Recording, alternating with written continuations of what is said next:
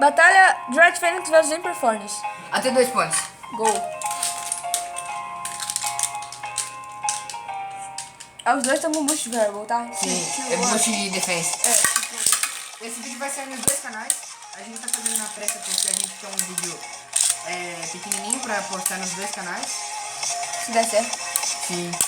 A gente tá também fazendo um vídeo pequeno pra ver se vai aparecer como shorts. Sim. Hashtag shorts. Não falei isso aí. Essa era a fala do Kaique. Mas vamos lá. Sou pilantra. Pilantra. Então,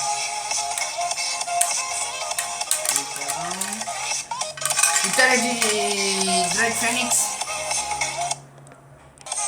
A gente deu um pause aqui pra organizar, então bora pra última batalha. 3, 2, 1, go. Quer dizer, possível última porque eu tenho a chance de forma de eu ganhei. Sim, você ganhou primeiro, então eu Tô ganhando tudo. Aham. Mas Beyblade é Beyblade, né? Mas você também pegou bem mais forte que o possível. Jogo por There we go. gatinho de tudo de cima. Vitória de Dread Fênix. Então, esse foi a batalha e o vencedor foi o Dread Fênix. Fênix.